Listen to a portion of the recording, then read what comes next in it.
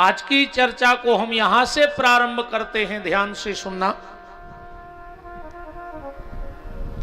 एक आदमी ऊंट खरीदने गया, बहुत ध्यान से बात को पकड़ना। ऊंटों के बाजार में गया, बहुत ऊंट खड़े थे। 2-3-4 घंटे के बाद उसको एक ऊंट पसंद आ गया। बैठ करके सामने वाले से सौदा हुआ, और जब सौदा हुआ तो ऊंट ले लिया, जितने का भी लिया हो राम जाने।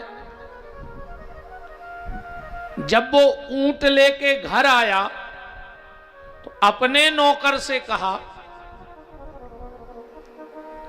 कि ऊंट को बांध के आओ।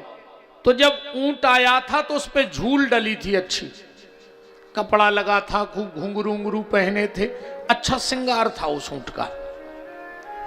और ऊंट का जो उसके ऊपर झूल डली थी, उसमें एक छोटी सी थैली लटकी थी। तो उसने सोचा ऊंट को अच्छा नहलवा दे, तो पूरा उसका श्रृंगार उतारा। और जब वो झूल उतारी तो उसमें एक थैली लटकी थी। उसने थैली खोल के देखा तो उसमें बहुत कीमती हीरे मोती थे। उसने तुरंत, नौकर ने झोली खोली, अपने मालिक के पास गया, बोले मालिक हमारी और आपकी तो किस्मत खुल गई। बोले क्यों? बोले ऊंट बेचने वाले ने जल्दी जल्दी में ध्यान नहीं रखा और ये हीरे मोती की थैली इसी पे टांग के हमें दे दी। हम लोग तो माला माल हो गए, हमारी तो जिंदगी बन गई। मालिक ने कहा वो थैली इधर लाओ। बोले क्यों? बोले हम ऊंट वाले को वापस करने जाएंगे। नौकर ने कहा हमने तुमसे बड़ा मूर्ख नहीं देखा, घर आई हुई लक्ष्मी को ठुकरा रहे हो। उसने कहा ये अपनी नहीं है, हमने ऊंट लिया है ना कि हीरे मोती लिए हैं। नौकर ने कहा मालिक तुम सच में मूर्ख हो। बोले दुनिया मूर्ख कहे तो कहने दो, पर मैं ईमानदारी से ये थैली लौटाने जा रहा हूं। नौकर ने कहा कोई देख नहीं रहा है। मालिक ने कहा बस यही तो गलती करता है जीव, उसे लगता है कि कोई नहीं देख रहा है, पर उस परमात्मा तो सबको देख रहा है, उसकी नजर से तो कोई छुप नहीं सकता है। वो थैली लेके गया, उस जिसका ऊंट था, जिससे ऊंट खरीदा था, उसे थैली दी। बोले तुम्हारे ऊंट पर ये थैली टंगी थी। उसकी आंख में तो आंसू आ गए। बोले मैंने बहुत ईमानदार देखे, पर ये करोड़ों के हीरे मेरी जिंदगी की कमाई थी और तूने वापस कर दिए, मैं तुझसे बड़ा प्रसन्न हूं। उसने उसमें से 2 हीरे निकाले और सामने वाले को ईमानदारी के लिए देने लगा। इसने कहा नहीं नहीं मुझे कुछ नहीं चाहिए। उसने कहा नहीं ये 2 हीरे तो लेने ही पड़ेंगे। वो आदमी हंस के बोला कि सुनो तुम मत दो, हमने 2 हीरा पहले ही निकाल लाए थे उनमें से कीमती कीमती। तुम्हारे देने के पहले मैंने 2 हीरे जो सबसे कीमती थे वो पहले निकाल लिए थे। उसने कहा तुम तो 1 नंबर के बेईमान हो। उसने तुरंत थैली जमीन पे खोली और हीरे गिने तो उसके हीरे पूरे थे। उसने कहा तुम फिर झूठी बोल रहे, तुम कह रहे हमने थैलिया में से 2 हीरा निकाल लाए और हमारे तो जितने हथे पूरे हैं। वो आदमी हंस के बोला कि सुनो हमने 2 कीमती हीरे इसमें से लिए हैं। क्या? बोले पहला ईमानदारी का हीरा मैंने अपने घर में रख लिया और दूसरा शांति का हीरा मेरे पास है। अब मुझे इन हीरों की आवश्यकता नहीं है, मैंने ईमानदारी का हीरा ले लिया है। और जो ईमानदारी का हीरा अपने पास रखता है और शांति का हीरा, देखो ईमानदारी से बात यह है आज व्यक्ति के पास सब कुछ है, बस शांति और ईमानदारी नहीं है। बोलो है? शांति और ईमानदारी व्यक्ति के पास नहीं है, और जिनके पास शांति और ईमानदारी के हीरे हैं। हालांकि ये बड़े भाग्यशाली को मिलते हैं। दो चीजें किस्मत वाले को मिलती हैं। सबसे पहले तो हीरा। हीरा कौन सा? ईमानदारी का और शांति का। और दूसरा हरी। हरी और हीरा ये सबकी किस्मत में नहीं होते हैं। बरात जाओ, उते चढ़ा जाओ सामने।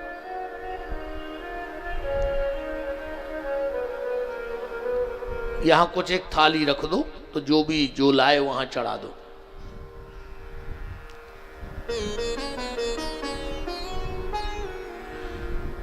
कोई बिल्कुल नाराज नहीं होना, पर अब हमारी कथा का ये नियम है कि जिसको आना है तो शुरू में आओ और या बाद में आओ, क्योंकि सब मेरी पहचान के हैं, सब मेरे अपने हैं। और एक एक व्यक्ति हर बार आता रहेगा तो कथा कब होगी। इसलिए बिल्कुल आप तो खूब पैसा चढ़ाओ, खूब बेलपत्री चढ़ाओ, पर शुरू में और आखिरी में। हालांकि नुकसान हम ही को है 10-20 रुपया को, पर कोई दिक्कत नहीं।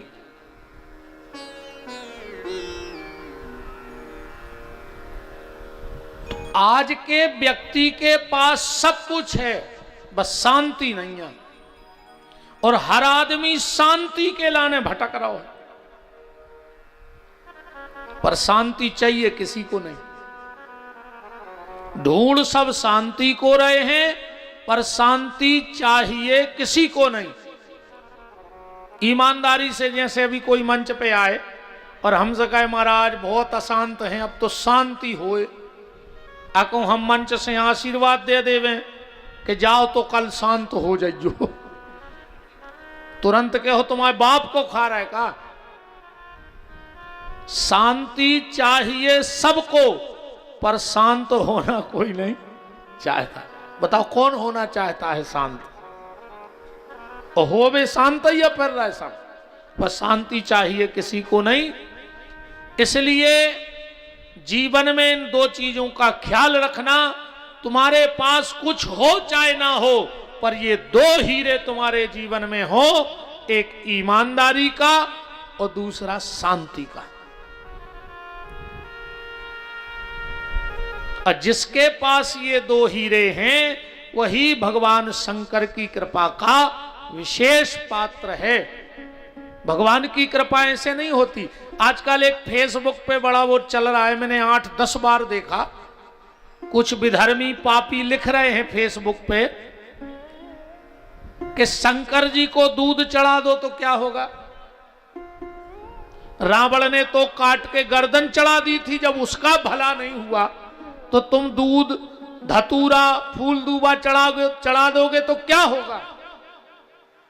आप लोगों ने भी पढ़ा होगा, आदमी कुतर्क ही बड़ा है।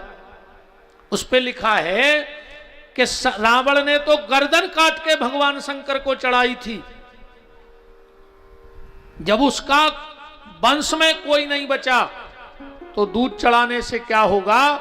मैं निवेदन उनको जवाब देना चाहता हूं, रावण ने गर्दन तो चढ़ाई, ऐसा नहीं था कि रावण पूजा नहीं करता था, पर अकेले पूजा से कुछ नहीं होगा। मेरा निवेदन हाथ जोड़ के ये है कि भगवान को न गर्दन पसंद है, न भगवान को धतूरा पसंद है, न भगवान को दूध दही पसंद है, न भगवान को इत्र पसंद है। अगर भोले बाबा को कुछ पसंद है तो तुम्हारा चरित्र पसंद है। अगर तुम्हारा चरित्र अच्छा है तो फूल दूबा काम करेंगे, पर ना कुछ होने वाला नहीं है। रावण ने भले गर्दन चढ़ाई, पर क्या रावण का चरित्र ठीक था? इसलिए पूजा भली कम करना, पूजा भले कम करना, पर अपने आचरण अच्छे रखना। जरूरी नहीं कि बहुत पूजा करो, 4-4, 6-6 घंटे हाथ जोड़ के बैठे रहो।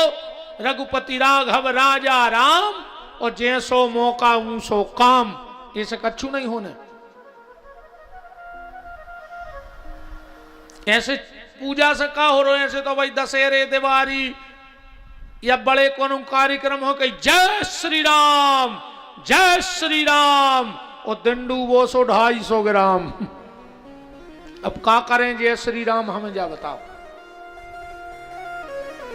हरे राम हरे और घर में मुर्गा दारू धरे, अब का करें हरे राम हरे, हमें जा बताओ। पूजा भली कम हो पर तुम्हारा चरित्र ठीक होना चाहिए। रावण के आचरण ठीक नहीं थे, पूजा तो बहुत करता था। और कितनी भी पूजा कर लो, कितनी भी पूजा कर लो, रावण जितनी पूजा कोई नहीं। ऐसा था रावण, उसने कहा हम वेद का मंत्र भी नहीं बोलेंगे, हम अपने मंत्र खुद बना लेंगे। रावण ने शिव तांडव बना लिया, जटा टवील गल्लज प्रवाह पाव तस्थले गले मिलम विलंबिताम भुजंग तुंग मालकम डमट डमट डमन निनाद चकार चांड तांडवम। उसने स्वयं का मंत्र बना लिया, पर आचरण ठीक नहीं थे। तो उसका परिणाम क्या हुआ? दुनिया में दुष्ट से दुष्ट पति भी हो, दुष्ट से दुष्ट पति भी, उसने पूरे जीवन पत्नी को प्रताड़ित किया हो, मारा हो, पीटा हो, पर जब पति मरता है तो पत्नी 2 आंसू तो निकाल ही देती है आंख से। पर रावण एक ऐसा भागा था कि जिस दिन मरा तो उसकी पत्नी रोई नहीं है, गाली दे रही है मरने के बाद भी। मंदोदरी रावण को गाली दे रही है आखिरी में, मरने के बाद क्या कह रही है कि राम विमुख असहाल तुम्हारा और रहा न को कुल रोवन वारा। तेरे कारण आज मेरे कुल में कोई रोने वाला नहीं बचा। तो मैं निवेदन आपसे ये कर रहा हूं कि पूजा भली कम हो पर हमारा आचरण, हमारा स्वभाव, हमारा बोलचाल बहुत अच्छा हो। अगर तुम अच्छा बोलते हो तो तुम्हारा बोलना ही तो पूजा हो गई। सांच बराबर तप नहीं और झूठ बराबर पाप, और जाके हृदय सांच है ताके हृदय आप। अच्छा बोलो, मीठा बोलो। देखो भगवान ने आंखें दई 2 दई, सबको 2 आंखें दई, काम दो 1, 2 आंखों से दिखाता ही तो है। ऐसा तो नहीं है कि एक से भीतर को दिखा एक से बाहर को। कान दाए 2, काम दाओ 1, 2 ही से सुनाई तो परत।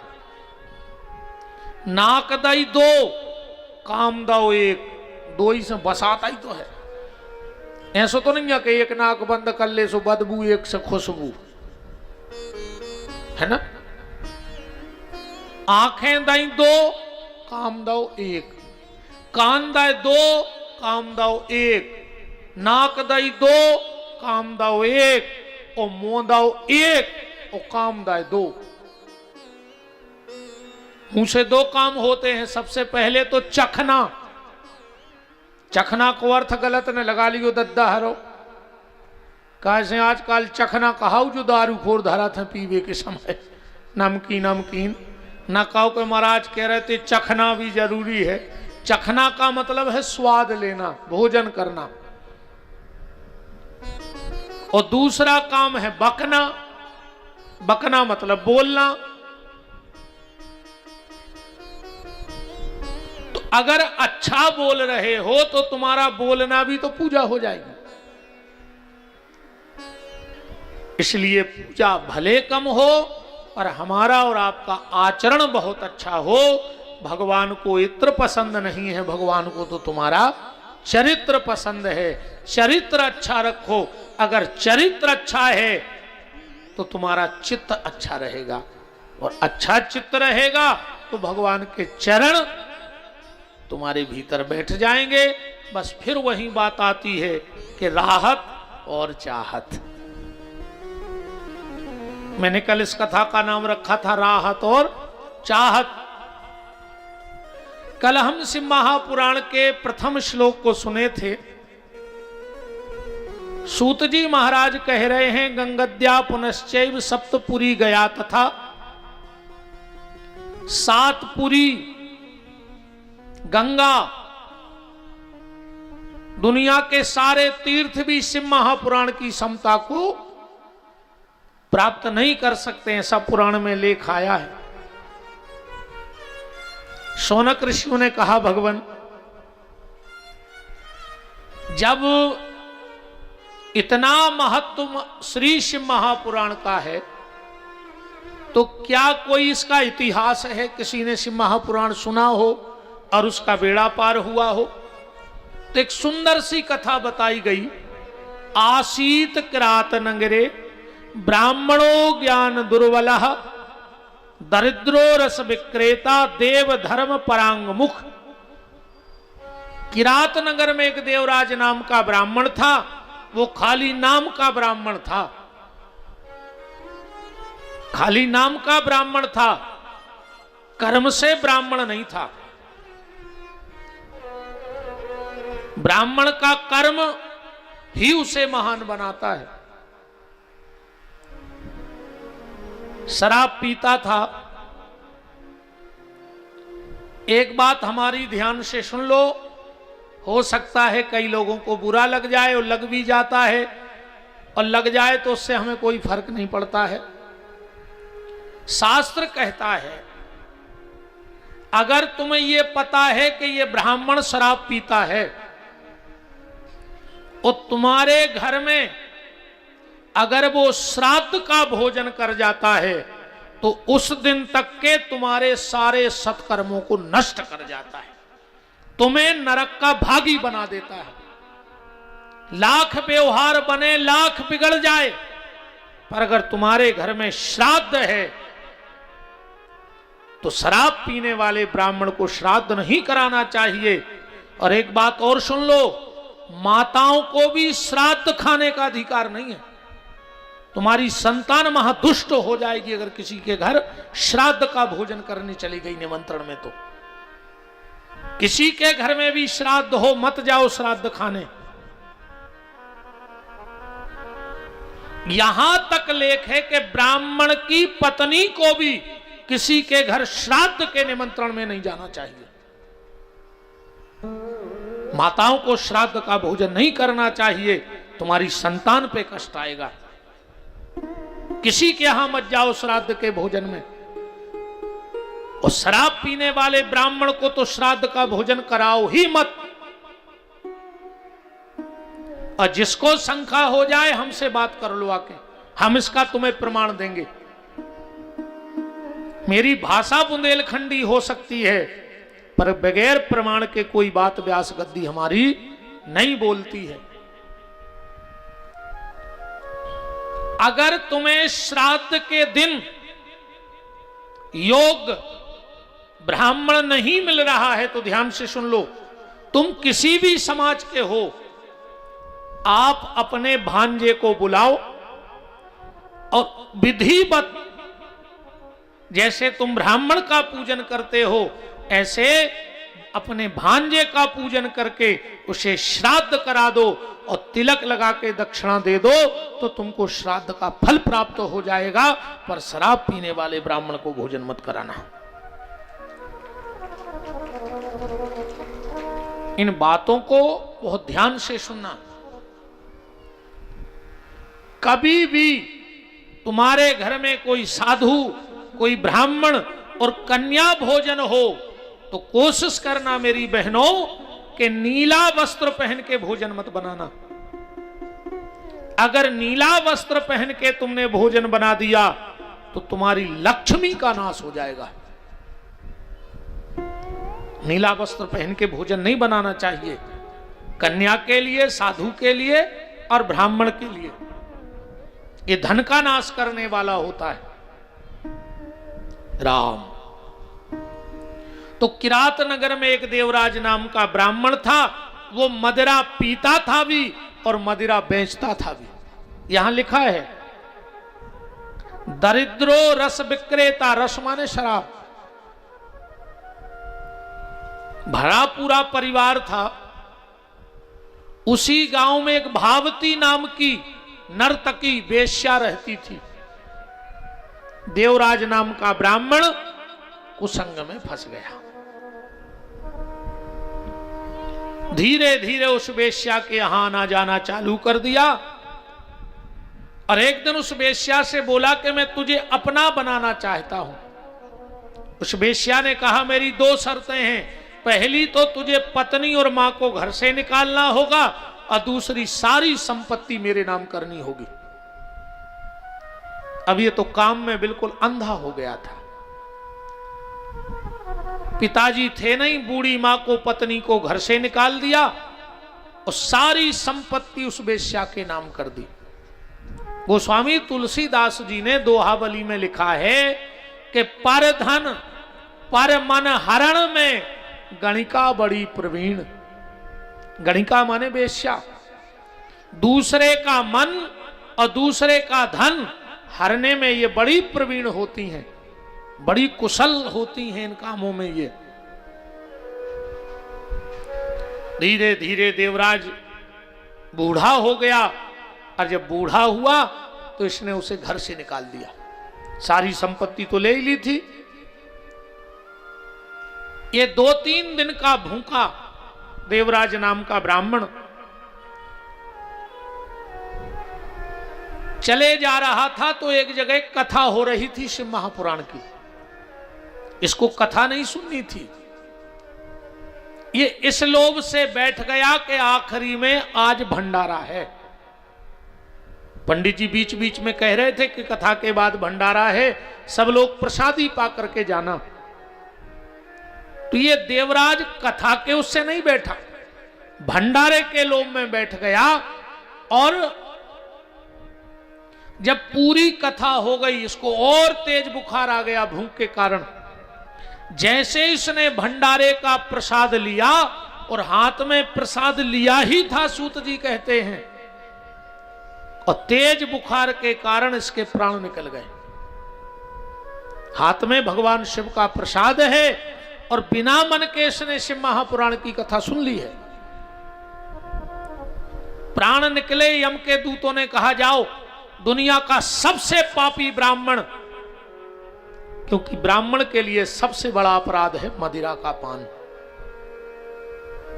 सबसे बड़ा अपराध क्या है? ब्राह्मण से अगर कोई गलती हो जाए तो वो प्रायश्चित करके तपस्या करके उस पाप को क्षीण कर सकता है, पर अगर श्राप पी ले तो उसका कोई प्रायश्चित नहीं उसके लिए। यम के दूत जैसे ही आए और फांस डालने लगे प्राण खींचने को, उसी समय भगवान शिव के गण आ गए। हट जाओ, इसे कहां ले जा रहे हैं? बोले पापी है, ये नरक जा रहा है। बोले मूर्खों जैसी बात मत करो। क्यों? देख नहीं रहे? इसने शिव पुराण की कथा सुनी है। बोले बिना मन के सुनी। यम के दूत बोले कि बिना मन के सुनी तो क्या कथा कानों में नहीं गई? देखो भगवान के भजन का ये प्रभाव है। जहर को तुम चाहे हंस के पियो चाहे रो के पियो, मरोगे कि नहीं मरोगे। करंट तुम्हें चाहे जाने में लग जाए चाहे अनजाने में लग जाए, पर उसका प्रभाव तो होगा कि नहीं होगा। आग पे पांव चाहे जान के पड़ जाए चाहे अनजाने में पड़ जाए, पर जलोगे। ऐसे ही भगवान की ये कथा है, चाहे जान के चाहे मन से चाहे बिना मन से कानों में भर पड़ जाए तो बेड़ा पार हो जाए। सूत जी कहते हैं कि मात्र कुछ क्षण की कथा से महापुराण की सुनी और शिव का प्रसाद हाथ में था कथा का, उसके कारण इस देवराज जैसे पापी को भी शिवलोक का वास प्राप्त हो गया। यह शिव महापुराण का महत्व है। सौनक ऋषि बोले कि हमारी जिज्ञासा तो बढ़ती जा रही है, कोई और इतिहास है? बोले एक इतिहास और है। कौन सा इतिहास है? समुद्र निकटे देशो ग्रामो बाष्कल संग कह, बसंती यत्र पापिष्ठा वेद धर्म जिता जन। एक बाष्कल नाम का ग्राम था। दूसरी कथा का महत्व बता रहे हैं सूत जी शिव महापुराण की। एक बाष्कल नाम का ग्राम था और वहां पर एक बिंदुक नाम का ब्राह्मण रहता था। नाम याद रखना, शिव महापुराण के नाम बड़े विचित्र विचित्र से हैं। देवराज तो अकेला दुष्ट था, पर बाष्कल गांव तो यहां लिखा है बसंती यत्र पापिष्ठा वेद धर्म जिता जनः। वो पूरा गांव ही दुष्टों का था। पूरा गांव, वहां व्यभिचार आम बात थी। उस गांव में कोई भी स्त्री किसी भी पुरुष के पास जा सकती थी और कोई भी पुरुष किसी भी स्त्री के पास जा सकता था। पूरा गांव पापियों का था। इस बिंदुक नाम के ब्राह्मण का विवाह हुआ और भगवत कृपा से इसको पत्नी बड़ी सुंदर मिल गई। उसका नाम था चंचुला। पत्नी सुंदर थी, चरित्रवान थी, पर जब वो उस गांव में ब्याह कराई और उसने देखा कि तो पूरा गांव ही पापियों का गांव है, ऐसा कुसंग चढ़ा इस पे भी कि धीरे धीरे ये भी उसी रंग में रंग गई। इसीलिए मैं कई बार कथाओं में कहता हूं, आपसे पूजा ना बने मत करो। आप तीर्थ नहीं जा पा रहे हो मत जाओ। आपसे माला नहीं होती मत करो। आपसे दान नहीं होता मत करो। बस एक नियम बना लो कि अच्छे लोगों में बैठना चालू कर दो। बस अच्छे लोगों के पास बैठना चालू कर दो, क्योंकि उससे भी आपको फायदा होगा। अच्छे लोगों के पास बैठने से क्या फायदा होगा? देखो, जिसको करंट लग गया हो, और जरूरी नहीं कि तुम डोरी पकड़ो, तुम उसको पकड़ लो जिसको करंट लगा है, तो तुम्हें भी झटका लग जाएगा। लगेगा कि नहीं लगेगा? तो जिसको भगवत प्राप्ति का करंट लग गया हो, अगर तुम उसके बगल में बैठोगे तो धीरे धीरे तुम्हें भी उस करंट के झटके लगने लगेंगे। ईमानदारी बताओ, व्यक्ति को 3 जगह भयंकर वैराग्य होता है। पहला, जब हम किसी महापुरुष की कथा सुनते हैं। आप बदलो ना बदलो, ये आपका स्वभाव है, पर जब हम किसी भक्त की चर्चा सुनते हैं तो एक बार हमारे मन में आता है, यार हमने क्या किया? ये उसने तो ऐसा जीवन जिया और हमने तो अपने जीवन को बर्बाद कर दिया। बदलो ना बदलो ये विषय अलग है, पर उतने समय तो लगता है। आप सुधरो ना सुधरो ये आपकी समस्या है, पर जितनी देर यहां बैठे हो उतनी देर तो बदलाव आता है। एक बार किसी पत्रकार ने हमसे पूछा था, महाराज जी आप लोग कथा करते हो, उसका फायदा क्या है? मैंने कहा एक फायदा है। बोले कौन सा? मैंने कहा लोग बाद में बदलें चाहे न बदलें, पर जितने दिन कथा होती है उतने दिन उस क्षेत्र में जाके पता कर लो, कोई रिपोर्ट थाने में नहीं होती है, कोई लड़ाई झगड़ा नहीं होता है। उतनी देर आप पता कर लेना, कहीं कोई झगड़ा नहीं होता। ये भगवान की कृपा है कि नहीं? तो पहला वैराग्य होता है हमें जब हम महापुरुषों की चर्चा सुनते हैं। दूसरा वैराग्य होता है जब हम शमशान घाट में जाते हैं। वहां बैठे बैठे लगता है यार एक दिन यही हाल हमारा होना है। उसके बाद बाहर आके बेहाल हो जाओ, वो समस्या अलग है। और एक और वैराग्य है, मेरी मर्यादा है, मैं यहां कह नहीं सकता। बोलो वृंदावन बिहारी लाल की जय। तो भजन पूजन ना कर पाओ कोई बात नहीं, बस किसी अच्छे व्यक्ति के बगल में बैठो, धीरे धीरे वो वाइब्रेशन, वो ऊर्जा तुम्हें खींच लेगी। और इसका एक सीधा, जब हम आरती करते हैं तो आरती की थाली में कपूर भी रखते हैं। क्यों भाई कपूर साहब? आरती की थाली में कपूर रखा जाता है, और कभी आरती करते करते हम कपूर में आग नहीं लगाते। एक हवा का ऐसा झोंका आता है कि कपूर में आग आरती से अपने आप लग जाती है। लग जाती कि नहीं? कपूर से पूछा आग क्यों लग गई? बोले आरती के बगल में बैठे थे तो ज्योति जल गई भगवान की। ऐसे ही आप भी कपूर की तरह, जिनके भीतर भक्ति की ज्योत जल रही है, उनके पास बैठो। मैंने कई बार कथाओं में कहा है, जीवन में तुम्हें कुछ मिले चाहे न मिले, पर एक अच्छा संगी जरूर मिल जाए, एक अच्छा दोस्त मिल जाए जो भगवान से जुड़ा हो। दोस्त का मतलब है जो दोषों का अस्त कर दे। जो हमारे भीतर दोष हैं उनका अस्त कर दे, अस्त माने डुबो दे, तो दोस्त है। आजकल के दोस्त तो अब ठीक है, आज कछु नहीं सितारा मांगे चल गए।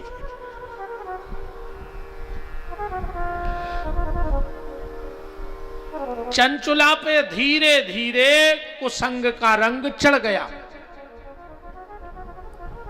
एक दिन गांव की कुछ महिलाओं ने चंचुला से कहा कि चंचुला, जब तुम्हारा पति परपुरुष के पास जाता है तो तुम, पर स्त्री के पास जाता है तो तुम परपुरुष के पास क्यों नहीं जाती? चढ़ गया रंग। एक दिन देवराज ने देखा, जब घर आया तो अपनी पत्नी को किसी दूसरे पुरुष के साथ देखा तो डांटने लगा।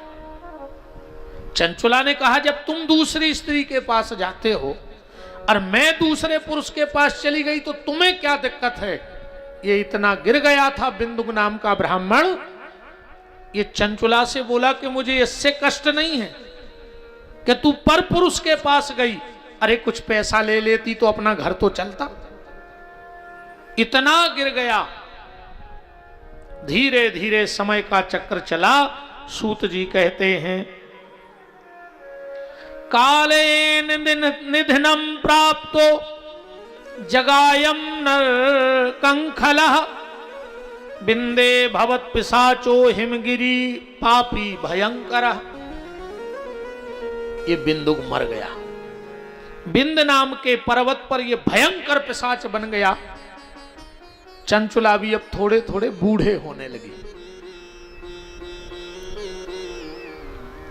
अब इसको याद आई कि हमें भजन करना है। देखो, हम एक बात और कहें, भजन करना किस उम्र में? मेकअप की उम्र में। जब मेकअप को समय हुए तब से भजन करो। कैसे बुढ़ापे में तो चेकअप ही चेकअप होने। बुढ़ापे में भजन नहीं हुए। बुढ़ापे में तो कबू शुगर को चेकअप, कबू बीपी को चेकअप, कबू किडनी की चेकअप, कबू हार्ट को चेकअप। ऐसे जिंदगी निकल गई मेकअप में और बुढ़ापो निकल गया चेकअप में। खेल खत्म। इसलिए मेकअप, देखो भजन का प्रभाव मेकअप से काम करता है। उदाहरण, जैसे पोलियो की दवाई बचपन में पियो तो फायदा करेगी। अब किसी 55 साल के आदमी को तुम पोलियो के बूथ पे ले जाओ के पिया दो, काम करेगी? 55 में पोलियो की दवाई नहीं करेगी। पोलियो की दवाई बचपन में काम करेगी। ऐसे ये अमृत, राम नाम का, शिव नाम का, कृष्ण नाम का जो अमृत है, ये बचपन में ही 2 बूंद मिल जाए तो पूरा जीवन संभल जाए। चंचला को याद आया कि मैं अपनी मुक्ति का उपाय करूं। उस मुक्ति के चक्कर में चंचुला ने अपना गांव छोड़ा, बूढ़ी हो गई थी, बच्चे बच्चे हुए नहीं थे। चलते चलते एक शिव मंदिर में पहुंची, वहां देखा कि शिव महापुराण की कथा चल रही है। और उस दिन संयोग से पंडित जी माताओं के विषय पे बोल रहे थे कि जो नारी अपने पति को धोखा देती है, अपने पति को धोखा देती है, उसको भयंकर से भयंकर नरकों की यातना भोगनी पड़ती है। अब जो यहां लिखा है वो तो हम बोल भी नहीं सकते, यहां से इतनी मर्यादा है व्यासपीठ की। जब मैंने इस प्रसंग को देखा तो मेरे रोंगटे खड़े हो गए। कभी समय मिले तो इतने इसको पढ़ना। मुझे तो यहां से बोलने की भी छुट्टी नहीं है, मर्यादा है व्यासपीठ की। ऐसी ऐसी यातनाएं उन स्त्रियों को दी जाती हैं जो अपने पति को धोखा देती हैं। पति कैसा भी हो, रोगी हो, कोढ़ी हो, अपंग हो, फिर भी माताओं को धोखा नहीं देना चाहिए। पंडित जी एक एक विषय पे बोल रहे थे और चंचुला बैठी बैठी सुन रही थी। उसे ऐसा लगा कि आज की पूरी कथा सिर्फ मुझे बोली जा रही है, क्योंकि ये सारे पाप, मैं तो कई पुरुषों के पास गई हूं, मैं कई पुरुषों के पास गई हूं। पंडित जी ने श्लोक पढ़ा, अस्मेघ सतम कृत्वा गंगा स्नात्वा सताम शमः न शुद्धिर्जायते प्राप्तो पापस्य गरीयसी। ऐसी नारी अश्वमेघ यज्ञ भी कर ले तो भी उस पाप से उसकी मुक्ति नहीं होती है। 100 वर्ष तक गंगा में डुबकी लगाए रखे तो भी उसकी मुक्ति नहीं होती है। जो अपने पति को धोखा दे पर पुरुष के साथ जाए तो अश्वमेघ यज्ञ कर ले तो भी उसकी मुक्ति नहीं है। बिल्कुल श्लोक लिखा है, मेरी कोई कथा नहीं है, ना मेरे घर में कोई फैक्ट्री है। बस ये जरूर है कि जो भी श्लोक पढ़ता हूं उसको ऐसा आपके सामने रख देता हूं कि व्यक्ति के समझ में आ जाए। बस जैसे ही पंडित जी उतरे, चंचुला तो दूर से चरणों में गिर गई, स्पर्श नहीं किया। क्यों? एक बात और ध्यान से सुन लो मेरी बहनों, कभी भी माताओं को अपने पति के अलावा किसी को भी छू के प्रणाम नहीं करना चाहिए। कितना ही बड़े संत आ जाएं, कितना बड़े बाबा जी आ जाएं, कितना बड़े गुरु जी आ जाएं,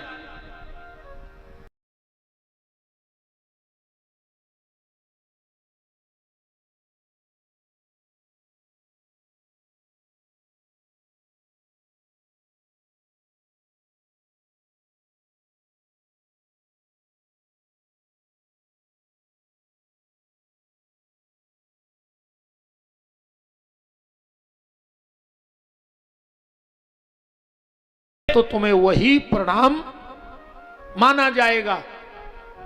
पर आज की विडंबना जा है कि घर बारे के पांव न पर हैं और बाबों के प्राण खाए ले।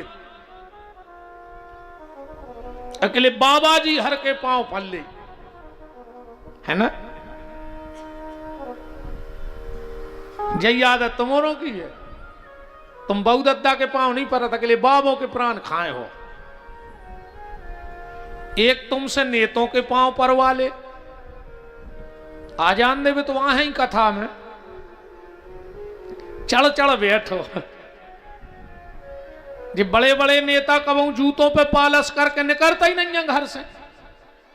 उनको पता है कि हमें जान तो दे, वे तो हाथों ही हाथों पे चमका दें। जब वे घरे लौटत तो उनके घर के पूछत कि पालिश कहां करवाओ, वे कहते हैं क्षेत्र की जनता ही न करता हो। चमचमात जूता लौटत है तैसे। अरे राम राम राम। अच्छा हाथ तो उठाओ, कितने जनी पांव पर अथो रोज घर है। पहले तो जजमान नहीं बताओ, तुम उन्होंने कल पांव परे थे जजमानों के?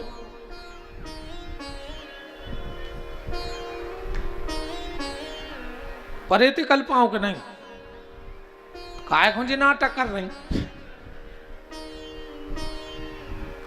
कोई मतलब नहीं है। चलो अब ही परो पांव,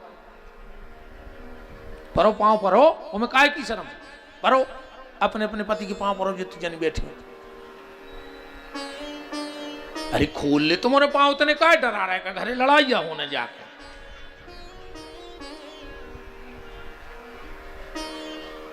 कथा के तुरंत बाद आरती के पांव पड़ियो आज से पति देव के। हम बता रहे तुमने हजारों साहुन कर लए हुए,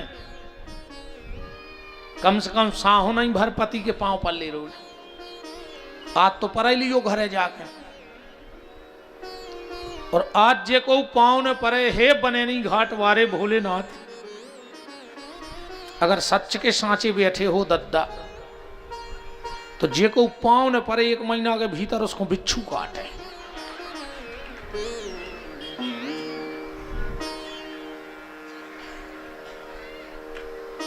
जे को पांव ने परे वो शंकर जी की कसम चढ़ी आज घरे जाकर। वो घर वारी होन लगे तो क्या कहूँ गई थी पनवेसरी 3 घंटा बैठी तो कछु तो सार्थक न करे तेनो आए को। आज भर पांव पर लियो बहन जी हरो, कल अगर घर बारो खुद मोटरसाइकिल से छोड़वे नहीं आवे तुम्हें तो हम नाव बदल दियो। वो जाके हरे हो कया गौरी ऐसी तो आज नो नहीं सुधरी जा। 2 ही दिनों में फर्क पड़ गया। मेरा निवेदन बहुत ध्यान से सुनना। कई बार लोग हमसे भी कहते हैं गुरुजी अगर आपके चरण हमारे घरे पर जाए तो बेड़ा पार हो जाए। अच्छा हमारे चरण परे से तुम्हें विमान उतर या तो हमारे घर के तो चले गए होते कुछ ने कब के बेकुंठ। हम 45 साल से फिर रहे अपने घरे। मैं निवेदन इस व्यासपीठ से आपसे हाथ जोड़ के करता हूं, संतों के चरण पड़े ये भाग्य की बात है, पर अगर संतों के वचन तुम्हारे मन में पड़ गए तो ये सौभाग्य की बात है। हम लोगों के चरणों से कुछ नहीं होना है, हम लोगों के वचनों से तुम्हारी जिंदगी सुधरनी है। कई आदमी गुरुजी हर की फोटो लगाएं और उताई बैठ के नीचे पेग बना रहा है। अबे गुरुजी किस्मत ठोक रहा है कि पापी कम से कम हमारी फोटो ही ने लगाऊ तो रे हमारे सामने दारू पी रहा। संतों का चित्र तुम्हारे घर में हो चाहे ना हो, पर संतों का चरित्र तुम्हारे जीवन में होना चाहिए तो बेड़ा पार हो जाएगा। संतों की छवि, छवि यानी चित्र, अरे छवि से जुड़ना है तो दुनिया में सिर्फ इनकी छवि से जुड़ो, भोलेनाथ की छवि से जुड़ो, बांके बिहारी की छवि से जुड़ो, जो तुम्हें ईश्वर अच्छा लगता उससे जुड़ो, व्यासपीठ के तो के लिए वचनों से जुड़ो, जो तुम्हें बताया जा रहा है उससे जुड़ो। चंचुला ने दूर से पंडित जी को प्रणाम किया। पंडित जी ने कहा माता जी बात क्या है?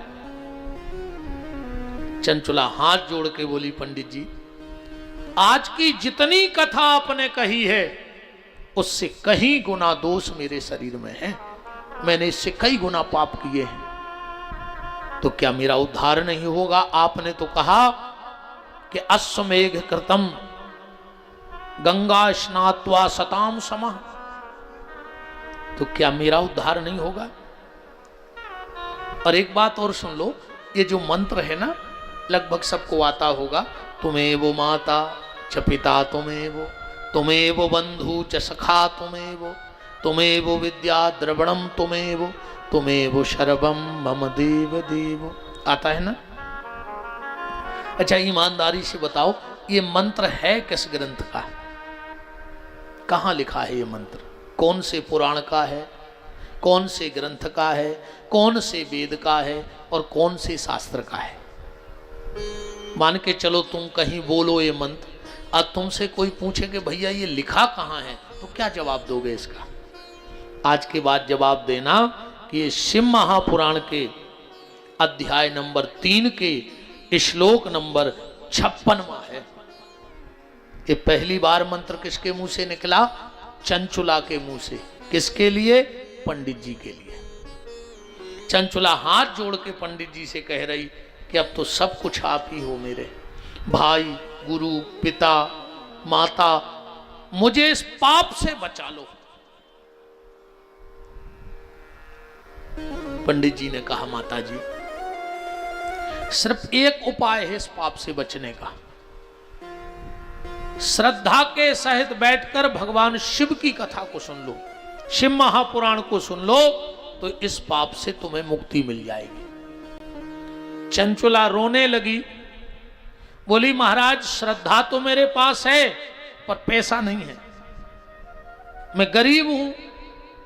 अच्छा एक बात और है, दो चीजें ईमानदारी बताना, दो चीजें गरीब व्यक्ति के हाथ से निकल चुकी हैं। दो चीजें गरीब व्यक्ति कभी नहीं ले सकता, अब मुझे लगता है। बताओ अच्छा, और गलत हो तो आप बताना। सबसे पहला तो सोना। क्यों भाई सोनी जी, कोई गरीब आदमी सोना खरीद सकता है जो 200-250 रुपए की मजूरी करे और 4-5 लोगों का हो परिवार? तो वो क्या कभी तोला खान सोना ले सकता है? मर जाएगा वो तो अब। और वैसे ही नहीं लेना, मोदी जी ने कह दिया सोना मत लो। मैं देश के यशस्वी प्रधानमंत्री महोदय जी से निवेदन करता हूं, कभी मेरी बात उन तक पहुंच जाए तो जैसे आप मन की बात में एक बार ये बोल देते हैं कि देश का भारतवासी सोना ना खरीदें, एक बार मेरी प्रार्थना है कि आप एक बार ये भी बोलें कि देश का युवा शराब ना पिए। ये भी तो बोल सकते हैं कि देश का युवा नशा से दूर रहे। तो एक तो सोना गरीब आदमी की पहुंच से दूर हो चुका है। हो चुका कि नहीं हो चुका? ले सकता? ईमानदारी बताओ आप, मैं गलत बोल रहा हूं तो क्या कोई ले सकता है? नहीं ले सकता। और दूसरे संत, अब गरीब आदमों के संत बचे ही नहीं है। मिल जाए, तुम कितना श्रद्धावान बने रहो, कितना भक्त बने रहो, अगर मोटो सो लिफाफा नहीं है तो तुम नहीं हो पा रहे जाली के भीतर। और अगर अच्छो रुपया भर हुए तुम्हारे, तुम्हें कौन से मिलने आधी रात उठवे नहीं बिहारी। हमें जा बताओ, चलो जी बड़े बड़े ठिकाने हैं, आदमी के तुमसे 6 दिन में नहीं मिल पाता, 8 दिन में नहीं मिल पाता, तो जी बड़े बड़े आदमी आध घंटा में मिलके कहां से आ जाते, फोटो गिर जाते? बताओ आप। ये बड़े बड़े लोग जाते हैं 10 मिनट में, कई महाराज जी को आशीर्वाद प्राप्त करो, तो जे कहां से मिले आए तो वे 6-6 दिन आके डरे भूखे, उनको मिल नहीं रहा है, और भज्जा हर आधी रात मिल रहा है। तो सोना और संत ये गरीब व्यक्ति के हाथ से निकल चुके हैं, अब गरीब को नहीं मिलने वाले। बोलो बाबा विश्वनाथ की। चंचुला ने कहा मैं बहुत गरीब हूं, मेरे यहां तो खाने के भी लाले पड़े हैं, पर धन्य रे पंडित जी। बोले माता चिंता मत करो, अगर तुम्हारा भाव ठाकुर जी के प्रति है, भोलेनाथ के, तो मैं तुम्हें शिव महापुराण की कथा सुनाऊंगा, इसी मंदिर में सुनाऊंगा। और तुमने कहा मेरे पास खाने की व्यवस्था नहीं है, तो मैं तुम्हारे बेटे की उम्र का हूं, मैं तुम्हारे भोजन की भी व्यवस्था करूंगा। चंचला बोली पर मैंने तो सुना है कि बिना दक्षिणा के कोई भी धार्मिक कार्य पूर्ण नहीं होता। पंडित जी ने कहा चिंता मत करो, जब पूरा शिव महापुराण हो जाए तो आप हमें दक्षिणा में एक बेलपत्र दे देना, वो हमारी दक्षिणा हो जाएगी। एक बेलपत्र दे देना। श्री शिव महापुराण में आया है कि भगवान शंकर की पिंडी को 11,000 बेलपत्र चढ़ा दो। जितना फल है शिव महापुराण की कथा में, पोथी पे एक बेलपत्र चढ़ा दो तो 11,000 बेलपत्र चढ़ाने का फल प्राप्त होता है। अगर कोई व्यक्ति शिव महापुराण की पोथी पर एक बेलपत्र चढ़ा दे तो उसे 11,000 बेलपत्र चढ़ाने का फल होता है। मैंने कई बार कथाओं में बोला भी है, आप अगर भागवत सुनने जाओ तो घर से एक तुलसी का पत्ता लेके चलो, और कहीं से महापुराण की कथा सुनने जाओ तो घर से एक बेलपत्र लेके जरूर आओ, और वो बेलपत्र पोथी पे चढ़ाओ। फिर देखो तुम आप भगवान शंकर की कृपा। बोलो काशी विश्वनाथ की। पंडित जी ने बड़ी श्रद्धा के सहित उस देवी को भगवान की कथा सुनाई। आखिरी दिन आया, पंडित जी ने एक बेलपत्र दक्षिणा में लिया। सूत जी महाराज कहते हैं पंडित जी तो चले गए, चंचुला ने उसी मंदिर में रात्रि में क्या देखा? नीलग्रीवम पंचवक्त्रम त्रयंबकम चंद्रशेखरम वामांगे बिभ्रति गौरी विद्युत पुंज समप्रभा। भगवान शंकर स्वयं प्रकट हो गए। पर है वह श्रद्धा की बात। एक बार पार्वती जी ने पूछा भगवान शिव से कि लोग गंगा स्नान करने आते हैं तो क्या सबके पाप धुल जाते हैं? क्योंकि गंगा तो पाप धोती है, तो क्या जो लोग गंगा जी आते हैं सबके पाप धुल जाते हैं? भगवान शिव बोले कि हां, शास्त्र में लिखा है। अरे गंगा स्नान तो बहुत बड़ी बात है। विष्णु पुराण का श्लोक है, गंगा गंगेति यो ब्रूयात योजना नाम सतैरपि मुंचते सर्व पापेभ्या विष्णु लोकम स गच्छति। अगर 100 योजन से कोई गंगा का नाम ले ले तो विष्णु लोक की उसे प्राप्ति हो जाती है। पार्वती जी ने पूछा कि जो गंगा जी आते हैं उन सबको फल मिलता है?